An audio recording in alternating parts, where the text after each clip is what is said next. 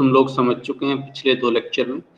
हमने समझा कि कैपिटल स्ट्रक्चर क्या है, कैपिटल स्ट्रक्चर और फाइनेंशियल स्ट्रक्चर में क्या डिफरेंस है, क्या इसकी बेसिक अजम्पशंस हैं कैपिटल स्ट्रक्चर जो थ्योरीज पर जो लागू होती है, और लास्ट लेक्चर में हमने समझा कि किस तरह के बेसिक सिंबल्स, टर्मिनोलॉजी या यूं कह लीजिए फॉर्मूला हम इसमें यूज करते हैं। ठीक है, तो आज हम समझते हैं कैपिटल स्ट्रक्चर थ्योरीज को, शुरू करते हैं। कैपिटल स्ट्रक्चर थ्योरीज, जैसे कि हमने आपको बताया था कि 2 तरह की थ्योरीज इसमें हम पढ़ेंगे। एक रेलेवेंट थ्योरी, ठीक है। रेलेवेंट थ्योरीज ये मानकर चलती है कि जो कैपिटल स्ट्रक्चर डिसीजंस हैं, ठीक है, कैपिटल स्ट्रक्चर डिसीजंस वो अफेक्ट करते हैं फर्म के मार्केट वैल्यू को और इसकी ओवरऑल कॉस्ट ऑफ कैपिटल को। इसमें 2 थ्योरी होती है, नेट इनकम अप्रोच जो आज हम पढ़ने जा रहे हैं, और एक आएगी इसमें ट्रेडिशनल अप्रोच। Traditional approach. वहीं दूसरी तरफ जो इरेलेवेंस थ्योरी है, इसको रेलेवेंस बोलता है जी, बल्कि इरेलेवेंस थ्योरीज, इसमें भी 2 थ्योरीज हम लोग पढ़ेंगे, NOI net operating income approach, और दूसरी हम पढ़ेंगे MM approach, Modigliani and Miller approach. ठीक है, तो आज हम पहले नेट इनकम अप्रोच से शुरू करते हैं। तो नेट इनकम अप्रोच क्या बताती है आपको? NI यानी कि net income approach of capital structure.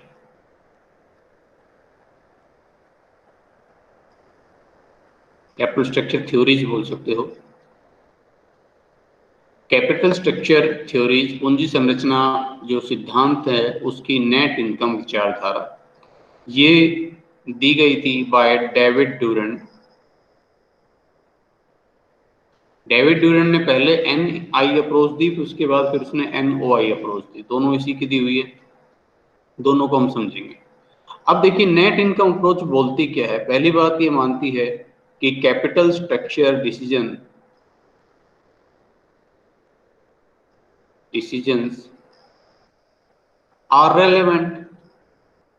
अभी तो हम इसको रेलेवेंस की कैटेगरी में पढ़ रहे हैं कि कैपिटल स्ट्रक्चर डिसीजन रेलेवेंट है। रेलेवेंट का मतलब it means market value of firm, जिसको हम किससे डिनोट करते जा रहे थे? V से, and it's overall cost of capital. इसको हम लास्ट टाइम हमने समझा था किससे डिनोट कर रहे थे? KO या simply K is affected by capital structure decision.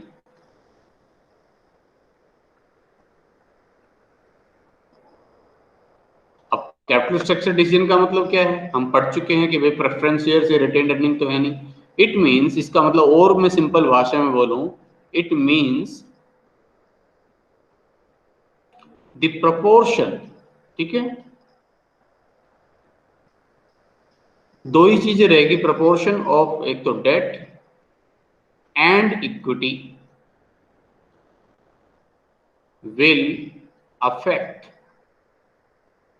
the market value and cost of capital of firm। इसका मतलब ये हो गया। अब दूसरा प्रश्न ये उठता कि अफेक्ट करेगा कैसे? ये तो हमें पता चल गया कि ठीक है अफेक्ट करता है, लेकिन किस सेंस में अफेक्ट करता है? अफेक्ट वो अच्छे रूप में करता है, बुरे रूप में करता है? ठीक है, तो नेट इनकम अप्रोच क्या बोलती है, पहले उसको थोड़ा सा पिक्चराइज फॉर्म में मैं आपको बताता हूँ, उसके बाद मुझे इसको समझाना लिखना आसान हो जाएगा। तो पहले जो कुछ ये कहती है वो मैं बताने की कोशिश करता हूँ। ये देखिए,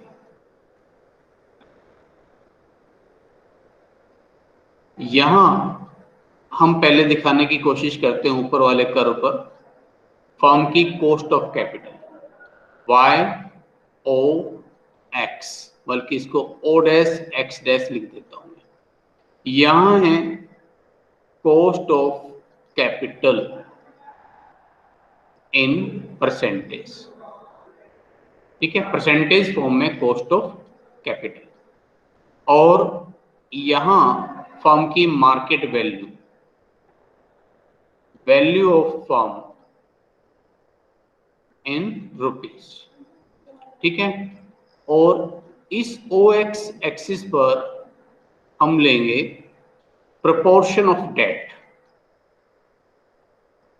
प्रोपोर्शन ऑफ डेट कि ऋण का अनुपात जैसे जैसे हम बढ़ाएंगे उसका इंपैक्ट क्या आएगा। अब डेट को हम लोग किससे डिनोट कर रहे हैं? डेट को हम लोग डिनोट करते आ रहे हैं कैपिटल बी से, और मार्केट वैल्यू को किससे डिनोट कर रहे हैं? वी से। तो B divided by V, total firm की मार्केट वैल्यू में ऋण कितना है? 10%, 20%, 30%, ठीक है। तो जीरो से जैसे हमने शुरू किया, ठीक है, जीरो से हमने इसको शुरू किया, ठीक है, आगे 10%, 20%, 30% जितना भी आगे बढ़ता चला गया, ठीक है। अच्छा, अब इसका इम्पैक्ट क्या होगा जरा पहले समझिए। पहले जो इसकी कुछ एक बेसिक अजम्पशंस हैं आप उसको भी समझ सकते हैं। पहली इनकी जो अजम्पशन है वो रहेगी वैसे पूरे चैप्टर में कि डेट सस्ता पड़ता है और इक्विटी महंगी पड़ती है, और उसके पीछे बाकायदा लॉजिक है। वो लॉजिक भी हम लोग समझ चुके हैं, जो इसके पीछे वैलिड जो रीजंस दिए गए हैं कि डेट को हम लोग सस्ता क्यों मानते हैं, ठीक है, और इक्विटी महंगा क्यों है।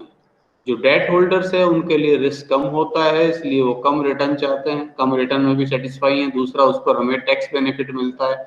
वो बात अलग है कि यहाँ पर हम इस अप्रोच में टैक्स को भी नहीं ले रहे हैं, इग्नोर कर रहे हैं। तो पहली बात तो ये कि ऋण सस्ता है और इक्विटी महंगी है।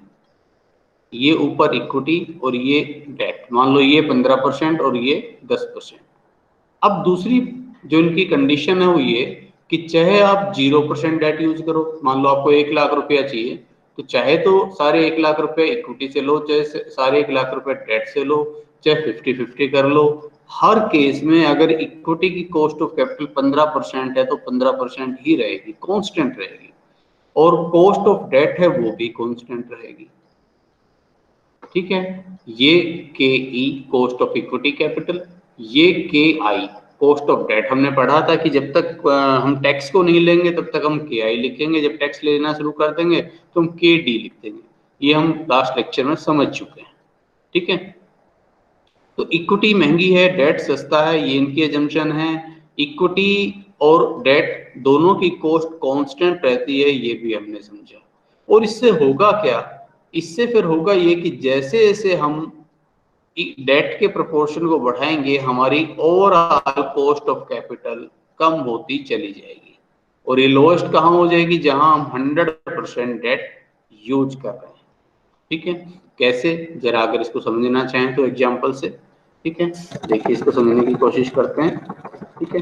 कॉस्ट ऑफ डेट और कॉस्ट ऑफ इक्विटी का प्रोपोर्शन कैसे काम करता है, थोड़ी देर के लिए समझ लो। कॉस्ट ऑफ इक्विटी कैपिटल 15% है और कॉस्ट ऑफ डेट मान लो 10% है, और मुझे 1 लाख रुपया चाहिए। अब सोचो सारे के सारे 1 लाख रुपए अगर इक्विटी से आएंगे तो 1 लाख का 15% कितनी कॉस्ट आएगी? 15,000। कॉस्ट कितनी होगी? 15%। अच्छा, 50-50 अगर मैं करता हूँ तो 50,000 रुपए की तो इक्विटी, 50,000 तो आएंगे 15% की कॉस्ट के, और बाकी 50,000 आएंगे 10% की कॉस्ट पर, ठीक है। तो 7,500 और 5,000। अब कॉस्ट कितनी आएगी? 12,500। जब आप कॉस्ट निकालेंगे तो 12.5% होगी, है ना। अगर आप और ज्यादा डेट लेते हैं, मान लीजिए आपने कहा कि चलो भाई हम इक्विटी सिर्फ 20,000 ही ले लेते हैं, 20,000 की इक्विटी और 80,000 का डेट, क्योंकि ऋण सस्ता है इसलिए जैसे जैसे उसका प्रोपोर्शन बढ़ेगा हमें फायदा होगा, क्योंकि चेंज तो कुछ आ नहीं रहा है। 3,000 प्लस 8,000 ये 11,000, और ये 11% ही रह जाएगी। और इससे कम क्या हो सकती है? हम सारा का सारा रुपया ही अगर हम डेट से यूज कर लें, ठीक है, तो 1 लाख का 10% कितना हो जाएगा? 10,000। और 10,000 पर कॉस्ट कितनी है कि 10%, बस इससे कम नहीं हो सकता। ठीक है, तो यही हम कह रहे हैं कि जहां 100% डेट हम यूज करना शुरू कर देंगे, 100% डेट, ठीक है, ये हम क्या यहाँ इस प्रोपोर्शन में हम क्या कर रहे हैं, यहाँ 100% डेट यूज कर रहे हैं, 100% डेट इस लेवल पर। और क्योंकि हमारी लागत कम हो गई है, इसलिए इसका एडवांटेज मिलेगा हमें फर्म के मार्केट वैल्यू के रूप में। और फर्म के मार्केट वैल्यू देखो, जीरो से मत शुरू करना, वही गलती करो कभी। ठीक है, अगर हम बिल्कुल डेट यूज नहीं कर रहे थे तब भी कुछ ना कुछ तो फर्म की मार्केट वैल्यू रहेगी ही रहेगी। ठीक है, तो इसको हमेशा ऊपर से शुरू करना। और ये मार्केट वैल्यू बढ़ेगी बढ़ेगी और कब तक बढ़ती रहेगी, जब तक 100% डेट यूज ना कर ले। तो ये वाला लेवल अलग कलर से दिखाने की कोशिश करते हैं। ये वाला जो लेवल है जहां हम 100% डेट यूज कर रहे हैं, इस लेवल पर फर्म की मार्केट वैल्यू मैक्सिमम हो जाएगी और ओवरऑल कॉस्ट ऑफ कैपिटल, ये जो KO है, वो मिनिमम हो जाएगी। और मिनिमम कितनी, KO आपकी KI के बराबर हो जाएगी, कॉस्ट ऑफ डेट के बराबर हो जाएगी, क्योंकि और कुछ है ही नहीं, या तो डेट है या इक्विटी। जब इक्विटी यूज ही नहीं करी तो जो ओवरऑल कॉस्ट है वो किसके बराबर होगी, कॉस्ट ऑफ डेट के बराबर। ठीक है, तो cost of equity cost of debt से महंगी लेकिन constant, cost of debt constant. ठीक है, और इससे इम्पैक्ट किस पर हुआ, आपकी ओवरऑल कॉस्ट ऑफ कैपिटल पर, और वो कम होती जाएगी। कितनी कम होगी, जहां 100% डेट यूज करें। और फर्म की मार्केट वैल्यू जीरो से शुरू नहीं होगी। ठीक है, और जब ये बढ़ना शुरू होगी तो बढ़ेगी जैसे जैसे डेट बढ़ेगा, और मैक्सिमम वहां होगी जहां KI जो KO जो है, जहां पर मिनिमम हो रही है KI के बराबर, वहीं पर ये मैक्सिमम होगी। बस इससे ज्यादा और ये नहीं बढ़ सकती। लेकिन इसको क्रिटिसाइज बहुत ज्यादा किया गया है इस अजम्पशन के बेस पर। आप सोचिए कि एक तो ऐसी फर्म जिसने पहले से लोन ले ही नहीं रखा हो, वो बैंक के पास जाए, कहे कि मुझे लोन चाहिए। ठीक है, हो सकता है उसको 10% की रेट पर लोन मिल जाए। एक फर्म जिसके पास पहले ही 90% लोन ऑलरेडी है, और वो जाकर कहे लाओ जी मुझे तो और लोन दे दीजिए 10%, बाकी मैं लोन से यूज कर लूँ, उसको 10% पर मिल जाएगा, मुश्किल है। क्योंकि बैंक वाले भी ये चीज एनालाइज करके देखेंगे कि इनके पास ऑलरेडी इतना सारा लोन है, चुकाएंगे कहाँ से, डिफॉल्टर ना हो जाएंगे। तो इसलिए जब लोन ऑलरेडी आप लोग ले चुके हैं, मान लो यहाँ 50% है, 50% से ज्यादा लोन अब जब आप ऑलरेडी ले चुके हैं, तो उसके बाद जब आप जाएंगे तो पहली बात तो आपको लोन उस रेट पर नहीं मिलेगा, महंगा मिलेगा। जो 10% पर मिल रहा हो सकता है 12 पर मिले, हो सकता है 13% पर मिले। और दूसरी बात, कॉस्ट ऑफ इक्विटी जो है वो भी चेंज हो जाएगी। कि जब आप एक इक्विटी होल्डर की हैसियत से जब आप किसी कंपनी में इन्वेस्ट करने गए, बेशक जोखिम ले रहे हो, और वो आप 15% पर खुश हो गए, लेकिन अभी इस फर्म के पास खूबी है कि इसके पास लोन नहीं है, जो कुछ है वो सारा इक्विटी ही है। अब ये फर्म दुनिया भर का लोन लेना शुरू कर दे, इस पर 70% के आसपास का हिस्सा लोन का हो, तो अब अगर आप इसमें इन्वेस्ट कर रहे हैं तो आप सोचेंगे अरे तो बहुत ज्यादा जोखिम है, ये तो कभी भी इंसॉल्वेंट हो सकती है। तो उस केस में पहली बात तो आप लगाना नहीं चाहेंगे, और लगाएंगे तो फिर 15% पर खुश नहीं होंगे। प्योर इक्विटी में जितने लेवल पर सेटिस्फाई हो रहे थे उतने पर अब सेटिस्फाई नहीं होंगे। अब हो सकता है आपकी भी एक्सपेक्टेशन 18% हो जाए, 20% हो जाए। तो ना ये कॉस्ट ऑफ इक्विटी कांस्टेंट रह सकती है, ना कॉस्ट ऑफ डेट कांस्टेंट रह सकती है, लेकिन इनकी एजम्पशन है, और उसी बेस पर फिर इसको बाद में क्रिटिसाइज भी किया जाएगा। तो इसकी बेसिक एजम्पशंस क्या है। पहली assumption, cost of equity is more than cost of debt। ठीक है, यानी कि इक्विटी फंड इज कॉस्टलियर, ठीक है, या much costly than debt fund. ठीक है, KE ग्रेटर देन KI। दूसरी जो इनकी एजम्पशन है कि रिस्क परसेप्शन ऑफ इन्वेस्टर्स दोनों बोथ इक्विटी एंड डेट। ठीक है, would not change. Risk perception का मतलब जोखिम को लेकर उनका नजरिया, तो वो नहीं बदलेगा। इसका मतलब मैं क्या कहना चाह रहा हूं, के ई एंड के आई विल रिमेन कांस्टेंट। और जब ये कांस्टेंट रहती है तो इससे होगा क्या, ठीक है, इससे ये होगा कि एज पर दिस थ्योरी,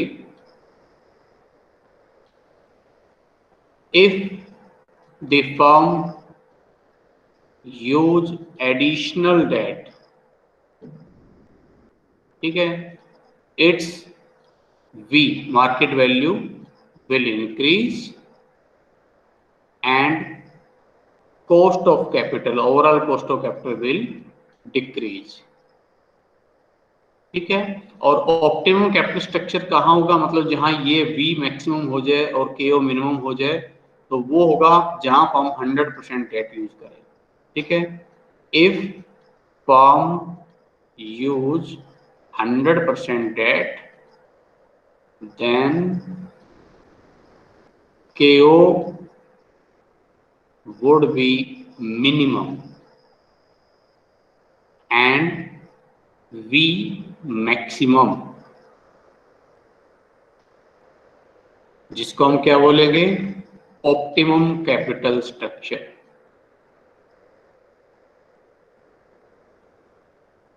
ठीक है, लेकिन बात वही है जो आपने एक मुहावरा सुना होगा कि ना नौमन तेल होगा ना राधा नाचेगी, तो वो वाली बात यहाँ पर भी लागू होगी भाई, कि ना ये चीज कांस्टेंट रह सकती है। अगर इतना ही सब कुछ सरल होता तो फिर हमें कुछ पढ़ने की जरूरत नहीं पड़ता। एक सिद्धांत हम दे देते, भाई इक्विटी को खत्म करो, इक्विटी नाम का जो फंड है उसको खत्म करो, एक तरफ करो उसको, सिर्फ डेट से फाइनेंसिंग करो, हम ये कह देते। अभी इतनी थ्योरी जा चुकी है, ठीक है, आज हम सिर्फ ये थ्योरी पढ़ रहे होते हैं कि भाई सर जो है इक्विटी वगैरह सब खत्म कर दो, सिर्फ डेट से फाइनेंसिंग करो। ठीक है, लेकिन ये पॉसिबल नहीं है, क्योंकि कॉस्ट ऑफ इक्विटी और कॉस्ट ऑफ डेट कांस्टेंट नहीं रह सकती। इसलिए प्रैक्टिकल लाइफ में थ्योरी जिस तरह से कही हुई है, जितनी लुभावनी लग रही है कि डेट यूज करने से हमेशा फायदा होगा, वो हमेशा फायदा नहीं दे सकती। ये इसका मेजर क्रिटिसिज्म है जो आपको करना है जब आप इसका थ्योरी के रूप में जब बताएंगे। ठीक है, एग्जाम्पल से मैं भी बता देता हूँ, जो अभी तो मैं इस थ्योरी की हाँ में हाँ मिला रहा हूँ। अच्छा, दूसरी बात और कि जब टैक्स आएगा, टैक्स के केस में भी अप्रोच लागू हो जाएगी। ठीक है, कोई प्रॉब्लम नहीं आएगी। अभी मैं एक एग्जांपल ले रहा हूँ, उसको मैं टैक्स से भी करके दिखा दूंगा, कोशिश रही मेरी। तो एक फर्म है, उसकी EBIT है, पहले मैं उसको बिना टैक्स के करके दिखा देता हूँ। 2 लाख रुपए उस फर्म की EBIT है, ठीक है, और 6 लाख रुपीज के 10% डिवेंचर्स हैं। ठीक है, और equity capitalization rate, cost of equity capital है इसकी 12%। Calculate the value of firm and overall cost of capital under NI approach. ठीक है, और उसके बाद क्या है कि फर्म अपना डेट जो है उसको 6 लाख से बढ़ाकर 7 लाख रुपए कर देती है। तो बताओ फर्म के मार्केट वैल्यू पर क्या असर आएगा। अभी टैक्स नहीं है, ठीक है, तो जरा देखना भाई। मैं एक काम और कर देता हूँ, 6 से बढ़ाकर 7 लाख कर देता हूँ और 6 से घटाकर 5 लाख कर देता हूँ, दोनों से बता देता हूँ। तो EBIT ये जरा हम थोड़ा सा कर लेते हैं इसको अलग से नीचे। तो ये मैंने ले लिया अभी जो है प्रेजेंट लेवल।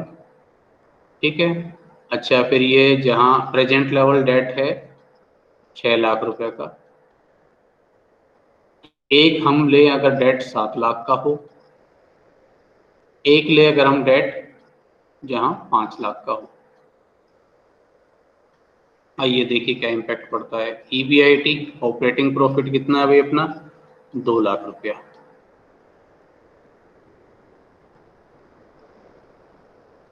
ये चेंज नहीं होगी। लेस इंटरेस्ट, इंटरेस्ट देखो आप, अगर 6 लाख रुपए का डेट है तो 10%, तो 60,000 रुपया, यहाँ 70,000 रुपया, यहाँ 50,000 रुपया। ठीक है, तो अर्निंग ईबीआईटी में से इंटरेस्ट गया तो क्या आएगा, अर्निंग बिफोर टैक्स, टैक्स यहाँ पर है नहीं। फिर लेस क्या होता है उसके बाद, टैक्स सॉरी हाँ लेस टैक्स, उसके बाद प्रेफरेंस डिविडेंड भी नहीं है, सीधे ही क्या आ जाएगी, NI net income available for equity share holders, 1,40,000, यहाँ 1,30,000 बचेगी और यहाँ 1,50,000 बचेगी। ठीक है, अब आगे हमने पढ़ा था कि इसके बाद हम मार्केट वैल्यू ऑफ इक्विटी निकालते हैं एनआई डिवाइडेड बाई केई करके, ये हमने आपको लास्ट टाइम बताया था, आप एक बार उसको देखिए। कॉस्ट ऑफ इक्विटी कैपिटल 12% है, 0.12 मैंने कर दिया, ये चेंज भी नहीं होगी, हमारी एजम्पशन है, चेंज होगी फिर तो बात ही खत्म हो जाएगी। तो अब हमारे पास एस आ जाएगा एन आई डिवाइड बाई के ई करके, तो 1,40,000 को 0.12 से डिवाइड कर दो, तो ये किया कराया लिख रहा हूँ मैं 11,66,667।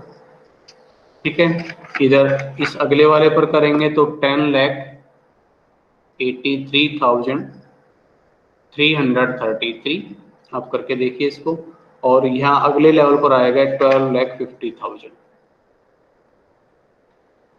और इसमें क्या जोड़ना है, B market value of debt. ठीक है, जो कि यहाँ तो कितना था 6 लाख, यहाँ 7 लाख है, यहाँ 5 लाख है। जरा देखिए मार्केट वैल्यू ऑफ फर्म कितनी आ रही है,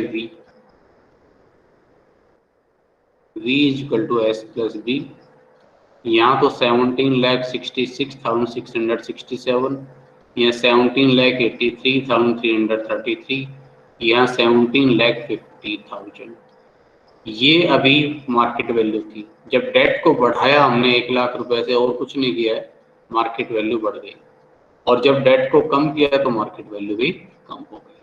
और अगर अब आप ओवरऑल कॉस्ट ऑफ कैपिटल भी निकालना चाहते हैं के ओ, तो भाई बी डिवाइड बाय वी के आई, एस डिवाइड बाय वी के ई, ये हम पढ़ चुके हैं, मैं एक में निकाल के दिखा देता हूँ। यहाँ बेस लेवल पर यहाँ अपनी बी कितनी है 6 लाख, बी कितनी है 17,66,667। ठीक है, के आई कितना है 10%, तो 0.10, प्लस एस कितना है भाई, यहाँ पर एस हमने अभी निकाला था ना 11,66,667 डिवाइड बाय 17,66,667 और गुना 0.12। वैसे इसका एक शॉर्टकट फॉर्मूला भी होता है EBIT डिवाइड बाय V करके, लेकिन मैं कहूँगा इसको यूज ना करें, क्योंकि ये जब तक यूज हो सकता है तब टैक्स ना हो, और ये जब क्वेश्चन जब आप करेंगे तो टैक्स के साथ भी करना पड़ेगा, बिना टैक्स भी करना पड़ सकता है। ठीक है, बिना टैक्स तो काम दे जाएगा, जहाँ टैक्स आया वहां अगर आपने करी तो गलत हो जाएगा, इसलिए इसकी आदत ना ही डालें। शॉर्टकट है बेशक, लेकिन अपना मेन फॉर्मूला एवरग्रीन है वो यूज करें। तो आप इसको अब यूज करके देखें। ठीक है, 6 लाख को डिवाइड करिए 17,66,667 से, और जो आता है उसको 0.10 से मल्टीप्लाई करें, और इसमें इसको जोड़ें। इसी तरह से ये वैल्यू है 11,66,667 डिवाइड बाय 17,66,667, इसको 0.12 से मल्टीप्लाई करें। कोई कैलकुलेटर मेरे पास अवेलेबल नहीं है, अदरवाइज मैं इसको करके ही करता। तो आप इसको एक बार करके देखना, चेक करिएगा, ये आएगा 11.32%, 1132 आएगा, तो 11.32% आ जाएगा। अगले लेवल पर जब आप करेंगे इसको इसी पैटर्न पर, तो 11.21% आएगा ये, और नेक्स्ट में आएगा 11.43%। यानी कि जैसे जैसे हमने डेट यूज किया, ठीक है, ओवरऑल कॉस्ट ऑफ कैपिटल कम हो गई, और यहाँ अगर डेट को घटाया तो ओवरऑल कॉस्ट ऑफ कैपिटल बढ़ गई।